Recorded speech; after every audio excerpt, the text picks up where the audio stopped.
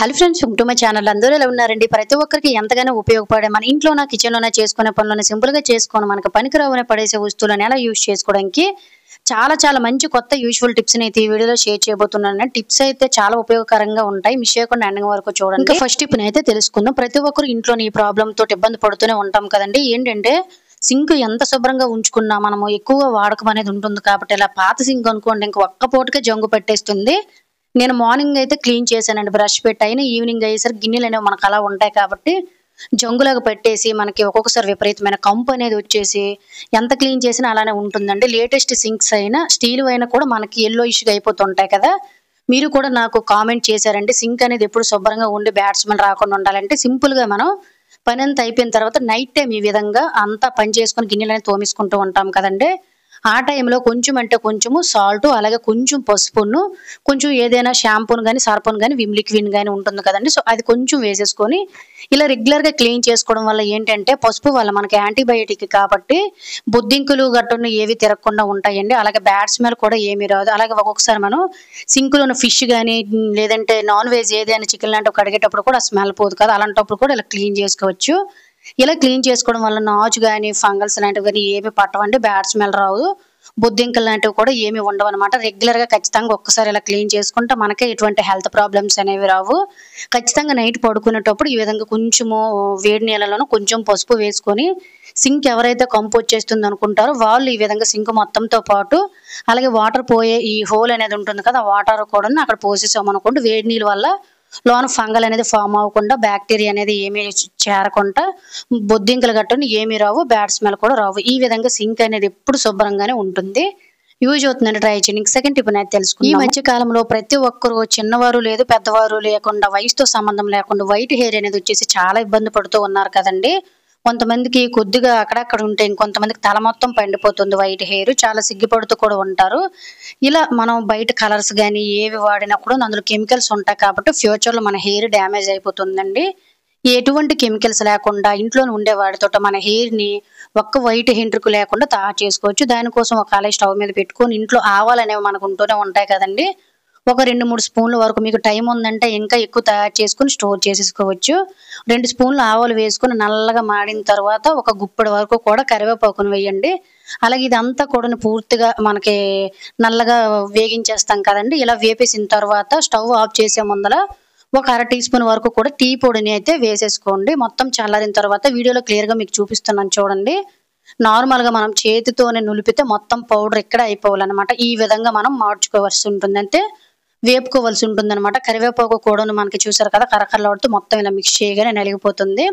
ఒకసారి నా హ్యాండ్ కూడా మీకు చూపించాను, చూసాను అది అసలు కలరే వదలలేదండి, అంత బాగా పనిచేస్తుంది. అలాగే కళ కూడా కొంతమంది మాడిపోతుంది అనుకుంటారు కానీ అది ఏది లేదు. ఒకసారి అయితే నేను చేతితో నులిపాను చూడండి, ఆ కలర్ అనేది అస్సలు వదలటం లేదు, చాలా బాగా పనిచేస్తుందండి. ఇది చల్లారిన తర్వాత మిక్సీ బౌల్లో వేసేసుకొని ఇలా మెత్తగా పౌడర్ తయారు చేసుకొని మీరు సంవత్సరం పాటు కూడాను చక్కగా నిల్వ చేసుకోవచ్చండి. ఎప్పుడైతే మీకు వైట్ హెయిర్ కనిపిస్తుందో అక్కడ కొంచెం కొంచెం అప్లై చేసుకోవడం వల్ల బయట కలర్స్ వాడవలసిన అవసరం లేదండి. ఫ్యూచర్లో కూడా మనకి హెయిర్ డ్యామేజ్ అవుతుందని ఏమీ ఉండదు, ఎవరైనా యూజ్ చేయవచ్చు, ఎటువంటి సైడ్ ఎఫెక్ట్స్ ఉండవు. ఇందులో మనం ఎటువంటి కెమికల్స్ను కూడా కలపలేదు కాబట్టి దీన్ని ఎలా యూజ్ చేసుకోవాలో తెలుసుకుందాం. మన హెయిర్ ఒత్తుదనాన్ని బట్టి ఈ విధంగా మనం బౌల్లో వేసుకొని వారానికి 2 సార్లు ఈ విధంగా కొంచెం కోకోనట్ ఆయిల్ కానీ ఆవదాన్ని కానీ నువ్వుల నూనె కానీ అప్లై చేసుకొని ఇందులోన చక్కగా దీన్ని మన హెయిర్కి ఎక్కడెక్కడైతే సైడ్ల దగ్గర లేదంటే కొంతమందికి నెత్తి మీద కట్టున్న వైట్ హెయిర్ అనేది ఉంటుంది కదండి, అక్కడ కొంచెం అప్లై చేసేసుకోండి. మీరు కావాలంటే అలా డైరెక్ట్గా వదిలేయొచ్చండి, లేదనుకున్నట్లయితే స్నానం కూడా చేసుకోవచ్చు అనమాట. చూసారు కదండి ఎంత నల్లగా అయితే వచ్చేసిందో, బయట మనం అసలు కొనవలసిన అవసరం కూడా లేదు. నా చేతుల మీద కూడా మీకు అప్లై చేసి చూపిస్తున్నాను.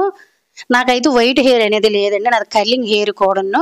సో ఇలా అందుకే నేనైతే మీకు హెయిర్కి పెట్టి చూపించలేదు అనమాట, లేదంటే హెయిర్కి పెట్టి చూపించదును. ఎవరైతే వైట్ హెయిర్తో బాధపడుతున్నారో బయట వాడే పని లేకుండా సింపుల్గా ట్రై చేయండి. వాటర్లో కూడా మీకు అయితే ఒకసారి పెట్టి చూపిస్తున్నాను చూసారు కదండి, అస్సలు ఎక్కడ కూడా రిమూవ్ అవ్వలేదనమాట. ఇలా హోమ్ మేడ్ హెయిర్ కలర్ని ఇంట్లోనే హ్యాపీగా తయారు చేసుకొని ఫ్యూచర్లో మీ హెయిర్ని డ్యామేజ్ చేసుకోకుండా హెయిర్ గ్రోత్ను కూడా పెంచుకోండి. ఈ రెమెడీతో యూజ్ అవుతుందంటే తప్పకుండా ట్రై చేసి మీ ఫ్రెండ్స్ అండ్ ఫ్యామిలీకి ఈ టిప్ని అయితే షేర్ చేయండి. ఇంకా థర్డ్ టిప్ని అయితే తెలుసుకుందాం. మన చాలా మంది ఆడవారికి మెడ అనేది నల్లగా ఈ విధంగా చాలా ఇసంగా అయిపోతూ ఉంటుంది కదండి. దీనికి రీజన్ వచ్చేసి పొల్యూషన్ ప్రాబ్లం వల్ల, హెల్త్ ప్రాబ్లమ్స్ వల్ల, లేదంటే మనం వేసే ఓల్డ్ గోల్డ్ చైన్స్ అనేవి పడకపోవడం వల్ల కూడా మెడ చుట్టూ నల్లగా అయిపోతుందండి, చాలా అసహ్యంగా కనిపిస్తుంది కదా. అలాంటప్పుడు మనం క్రీములు వాడి ఉంటాము, బ్యూటీ పార్లర్ చుట్టూ తిరుగు ఉంటాం కదండి. ఇవేవి లేకుండా ఇంట్లోనే హ్యాపీగా ఎప్పుడు కావాలంటే అప్పుడు మనం ఈ సమ్మర్లోనే హ్యాపీగా యూజ్ చేసుకోవచ్చు అనమాట. సమ్మర్లో మెడ అనేది ఇంకా నల్లగా అయిపోతుంది కాబట్టి ఇలా ఖచ్చితంగా వారానికి 1-2 సార్లు ట్రై చేయండి. కొద్దిగా ఒక అర టీ స్పూన్ వరకు కూడా శనగపిండిని తీసుకొని ఇందులోనే కొంచెం అంటే కొంచెం పసుపును వేసుకొని, అలాగే మనము పళ్ళ తోముకునే పేస్ట్ అనేది ఉంటుంది కదండి, కోల్గేట్ పేస్ట్, దాన్ని వేసుకోండి. ఆ తర్వాత కొంచెం నిమ్మరసాన్ని అయితే యాడ్ చేసుకోండి. కొంతమందికి నిమ్మరసం వేస్తే మంట వచ్చేస్తుంది అనుకుంటే కొంచెం మిల్క్‌ను గాని, పెరుగును గాని యాడ్ చేసుకొని దీన్ని మీరు ఖచ్చితంగా ఎక్కడెక్కడైతే మీకు మెడ, చేతులు, మోకాలు అలాగే అండరమ్స్ కూడా అంటే శంఖ భాగం కూడా నల్లగా అయిపోతుంది కదండీ. సో, అక్కడ కూడా మనం ఈ విధంగా వారానికి ఒకసారి అప్లై చేసామనుకోండి ఆ నలుపుదనం అంతా కూడా పోతుందనమాట.